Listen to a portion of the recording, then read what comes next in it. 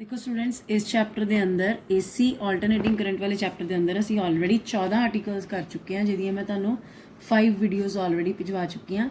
सब तो पहले आर्टिकल किया सी फाइंड द मीन और average value of alternating current, फिर RMS वैल्यूज़ कीतियां सी, 6 फेजर डायग्राम्स कीतियां सी, एवरेज पावर वाले 4 आर्टिकल्स तुहानूं लास्ट कराए सी।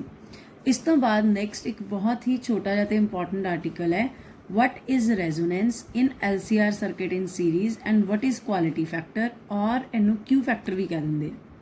देखो LCR सर्किट अगर LCR सीरीज़ दे विच लगे हुए है तो इस सर्किट दे अंदर अगर किसी पर्टिकुलर कंडीशन दे उपर करंट मैक्सीमम फ्लो करना शुरू कर दे, मैक्सीमम, तो आप कहना शुरू कर देंगे कि ये सर्किट दे विच LCR सर्किट रेजोनेंट स्टेट दे विच आ गया है। मतलब LCR सर्किट इन सीरीज़ उदों रेजोनेंस कंडीशन के उपर आता है, उदों असी कहने कि रेजोनेंस हो चुकी है ये जो इस सर्किट दे विच करंट की फ्लो कर रहा होएगा मैक्सीमम। हुण करंट कदों मैक्सीमम फ्लो करेगा जो रेजिस्टेंस की होएगी मिनीमम। ठीक है, रेजिस्टेंस कदों मिनीमम होएगी, हुण रेजिस्टेंस का फॉर्मूला इंपीडेंस कंबाइंड सर्किट की रेजिस्टेंस आपां LCR circuit in phasor diagram वाले आर्टिकल किया सी। Z की वैल्यू आप कैलकुलेट की सी। हुण Z कदों मिनीमम होएगा जे XL ते XC बराबर हो जान, इकट्ठे जान और साडे को 0 रिजल्ट आ जाए और Z R के बराबर हो जाए। हुण इंपीडेंस मिनीमम होएगी तो करंट मैक्सीमम फ्लो करेगा और सर्किट रेजोनेंस स्टेट दे विच होएगा। हुण XL अगर XC के बराबर हो जाए तो ही ये कंडीशन पॉसीबल है। XL का फॉर्मूला आप पढ़िया सी ω_L, XC का आप पढ़िया सी 1/ωc।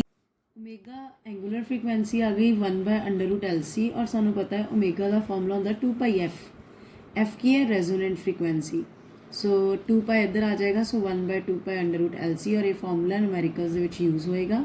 ठीक है, सो LCR सर्किट की कहानी यही है कि अगर वो तीनों सीरीज़ च लगे है तो रेजोनेंस कंडीशन के अंदर ता ही कहलाएंगे जो करंट मैक्सीमम जाएगा, इंपीडेंस मिनीमम हो जाएगी और इंपीडेंस कदों मिनीमम होएगी जो XL ते XC बराबर हो जाएंगे, उतों रेजोनेंट फ्रीक्वेंसी का फॉर्मूला आ गया।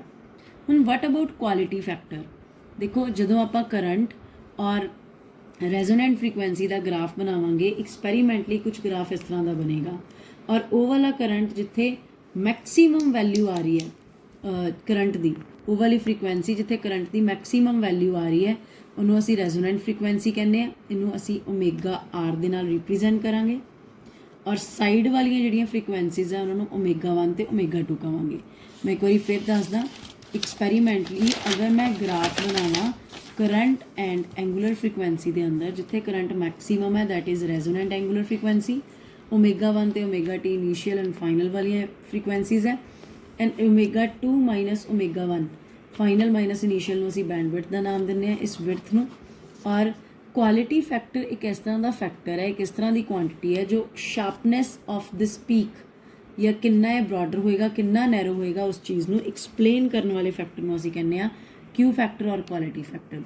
सो द फॉर्मूला है रेजोनेंट फ्रीक्वेंसी अपॉन ω2 माइनस ω1 और XL अपॉन R या XC अपॉन R भी ये फॉर्मूलाज है। So this is whole about resonance and quality factor. Next article इस चैप्टर का आप करांगे what are LC oscillations। LC oscillations की होंगी हैं, L इंडक्टर है, C कैपेसिटर है। ठीक है, और LC ऑसिल एक में की लगाई हुई है। LC ऑसिलेटर का मतलब होंदा है बार बार इको ही चीज़ नूं रिपीट करते जाना, that is the LC oscillations.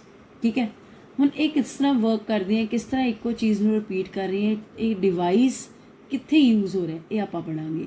सो इत्थे मैं की लगाई हुई है, की नूं मान लो मैं क्लोज़ कर लिया, जिद्दां ही आप की नूं क्लोज़ करांगे तो की होएगा, चार्ज फ्लो करना शुरू कर देगा, पावर सप्लाई ऑन हो जाएगी। कैपेसिटर के अंदर चार्ज हमेशा स्टोर होना शुरू हो जाता, सबनों पता है। सो चार्ज 0 टू मैक्सीमम वाल जाना शुरू हो जाएगा, चार्ज वधना शुरू हो जाएगा कैपेसिटर के अंदर।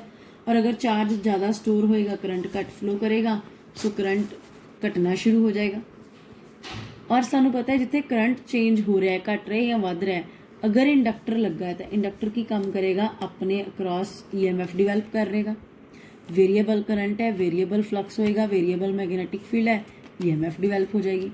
और ये भी सबनों पता है लेंजिज लॉ के अकॉर्डिंगली इस EMF ने इस ਨੂੰ ਕਪੈਸਿਟਰ ਨੂੰ ਕਹਿਣਾ ਹੈ ਅਪੋਜ਼ ਕਰਨਾ ਹੈ। ਉਹਨੇ ਕਹਿਣਾ ਜੋ ਵੀ ਕੰਮ ਕਰ ਰਿਹਾ ਉਸ ਤੋਂ ਪੁੱਠਾ ਕਰ। ਉਹ ਕੀ ਕੰਮ ਕਰ ਰਿਹਾ ਸੀ, ਆਪਣੇ ਅੰਦਰ ਚਾਰਜ ਨੂੰ ਵਧਾ ਰਿਹਾ ਸੀ ਔਰ ਕਰੰਟ ਨੂੰ ਘਟਾ ਰਿਹਾ ਸੀ।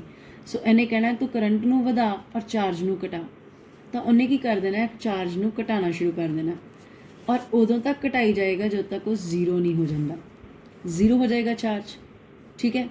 ਅਗਰ ਚਾਰਜ ਜ਼ੀਰੋ ਹੋ ਗਿਆ ਦੀ ਕਪੈਸਿਟਰ ਦੀ ਪੂਰੀ ਡਿਸਚਾਰਜਿੰਗ ਹੋ ਜਾਏਗੀ। ਜਿੱਦਾਂ ਹੀ ਡਿਸਚਾਰਜਿੰਗ ਹੋਏਗੀ ਅਗੇਨ ਤੁਹਾਡੀ ਟੋਟਲ ਜਿੱਦਾਂ ਹੀ ਡਿਸਚਾਰਜਿੰਗ ਹੋਏਗੀ ਪੂਰਾ ਡਿਸਚਾਰਜ ਹੋ ਚੁੱਕਾ ਕਪੈਸਿਟਰ, ਤਾਂ ਸਾਨੂੰ ਪਤਾ ਹੈ ਕਰੰਟ ਜਿਹੜਾ ਉਹ ਮੈਕਸੀਮਮ ਵੱਲ ਜਾਣਾ ਸ਼ੁਰੂ ਕਰ ਦੇਗਾ। ਅਗਰ ਕਰੰਟ ਫਿਰ ਮੈਕਸੀਮਮ ਵੱਲ ਜਾਣਾ ਸ਼ੁਰੂ ਕਰ ਰਿਹਾ ਕਿਉਂਕਿ ਚਾਰਜ ਘਟ ਰਿਹਾ ਹੈ ਤਾਂ ਵੇਰੀਏਬਲ ਕਰੰਟ ਆ ਗਿਆ, ਫਿਰ ਤੋਂ EMF ਡਿਵੈਲਪ ਹੋ ਜਾਏਗੀ। ਇਹ EMF ਫਿਰ ਤੋਂ ਉਹਨੂੰ ਅਪੋਜ਼ ਕਰੇਗੀ। ਉਹ ਕਹੇਗੀ ਨਹੀਂ ਨਹੀਂ ਤੂੰ ਚਾਰਜ ਵੱਧ, ਡਿਸਚਾਰਜ ਨਹੀਂ ਹੋਣਾ, ਤੂੰ ਚਾਰਜ ਹੋਣਾ ਸ਼ੁਰੂ ਹੋ ਜਾ ਕਪੈਸਿਟਰ। ਤਾਂ ਚਾਰਜ ਨੂੰ ਫਿਰ ਤੋਂ ਵਧਾਉਣਾ ਸ਼ੁਰੂ ਕਰ ਦੇਗੀ। ਫਿਰ ਜਿੰਨੀ ਦੇਰ 'ਚ ਵਧਾਏਗੀ ਉਨੀ ਦੇਰ 'ਚ ਫਿਰ ਇੱਥੇ ਇੱਕ ਨਵੀਂ EMF ਡਿਵੈਲਪ ਹੋ ਜਾਏਗੀ, ਉਹਨੂੰ ਫਿਰ ਕਹੇਗੀ ਤੂੰ ਘਟ ਜਾ। ਸੋ ਬਾਰ-ਬਾਰ ਇਸ ਕਪੈਸਿਟਰ ਦੇ ਵਿੱਚ ਚਾਰਜਿੰਗ ਹੋਈ ਜਾਏਗੀ ਔਰ ਕਦੀ ਡਿਸਚਾਰਜਿੰਗ ਹੋਈ ਜਾਏਗੀ। ਇੱਕੋ ਪ੍ਰੋਸੈਸਸ ਬਾਰ-ਬਾਰ ਕੁਝ ਟਾਈਮ ਇੰਟਰਵਲ ਤੇ ਆਪਣੇ ਆਪ ਨੂੰ ਰਿਪੀਟ ਕਰਨਗੀਆਂ, ਜਿਨ੍ਹਾਂ ਨੂੰ ਅਸੀਂ ਨਾਮ ਦਿੰਦੇ ਹਾਂ ਆਸੀਲੇਸ਼ਨਸ ਹੋ ਰਹੀਆਂ ਇੱਥੇ।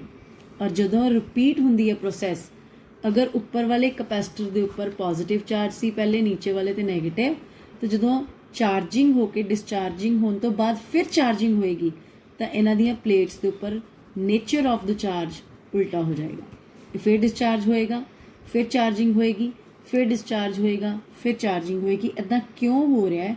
ਦਿਸ is whole based on Lenz's law and EMF। ਇੱਥੇ ਚਾਰਜਿੰਗ ਹੋ ਰਹੀ ਹੈ ਕਪੈਸਿਟਰ ਦੀ, EMF ਡਿਵੈਲਪ ਹੋ ਗਈ, ਉਹਨੇ ਕਹਿਣਾ ਪੁੱਠਾ ਕੰਮ ਕਰਨਾ ਹੈ ਤੂੰ ਡਿਸਚਾਰਜ ਹੋ ਜਾ। ਜੇ ਉਹ ਡਿਸਚਾਰਜ ਹੋਣ ਲੱਗੇਗੀ ਤਾਂ EMF ਨੇ ਕਹਿਣਾ ਨਹੀਂ ਨਹੀਂ ਤੂੰ ਚਾਰਜ ਹੋ। ਫਿਰ ਉਹ ਚਾਰਜ ਹੋਣ ਲੱਗੇਗੀ, EMF ਨੇ ਕਹਿਣਾ ਨਹੀਂ ਨਹੀਂ ਤੂੰ ਡਿਸਚਾਰਜ ਹੋ। ਸੋ ਬਾਰ-ਬਾਰ ਚਾਰਜਿੰਗ ਡਿਸਚਾਰਜਿੰਗ ਆਫ ਦ ਕਪੈਸਿਟਰ ਨੂੰ ਅਸੀਂ ਕਹਿੰਦੇ ਹਾਂ ਇੱਥੇ ਕੀ ਹੋ ਰਹੀਆਂ ਆਸੀਲੇਸ਼ਨਸ। ਸੋ ਇੰਡਕਟਰ ਹਮੇਸ਼ਾ ਹੀ ਇਹ ਕੰਮ ਕਰਦਾ ਹੈ, ਜਿੱਥੇ ਕੋਈ ਕੰਮ ਕਰਨ ਲੱਗਦਾ ਉਹਨੂੰ ਅਪੋਜ਼ ਕਰਨਾ ਹੀ ਉਹਦੀ ਮੇਨ ਡਿਊਟੀ ਹੈ। ਇਹਦਾ ਮਤਲਬ ਅਗਰ ਧਿਆਨ ਨਾਲ ਦੇਖੀਏ ਤਾਂ ਇਹਦੇ ਵਿੱਚ ਕਪੈਸਿਟਰ ਦੇ ਅੰਦਰ ਕਿਹੜੀ ਐਨਰਜੀ ਸਟੋਰ ਹੈ? Electrostatic energy, electrical energy. ਔਰ ਇੰਡਕਟਰ ਦੇ ਅੰਦਰ ਮੈਗਨੈਟਿਕ ਐਨਰਜੀ। ਬਾਰ-ਬਾਰ ਕੀ ਹੋ ਰਿਹਾ ਹੈ? ਇਲੈਕਟ੍ਰਿਕ ਐਨਰਜੀ ਮੈਗਨੈਟਿਕ ਐਨਰਜੀ 'ਚ ਕਨਵਰਟ ਹੋ ਰਹੀ ਹੈ, ਮੈਗਨੈਟਿਕ ਐਨਰਜੀ ਇਲੈਕਟ੍ਰੋਸਟੈਟਿਕ ਐਨਰਜੀ ਜਾਂ ਇਲੈਕਟ੍ਰੀਕਲ ਐਨਰਜੀ 'ਚ ਕਨਵਰਟ ਹੋ ਰਹੀ ਹੈ। ਸੋ ਇੱਥੇ ਕੰਜ਼ਰਵੇਸ਼ਨ ਆਫ ਐਨਰਜੀ ਵੀ ਸ਼ੋ ਹੋ ਰਿਹਾ ਹੈ, ਠੀਕ ਹੈ। So this is whole about LC oscillations।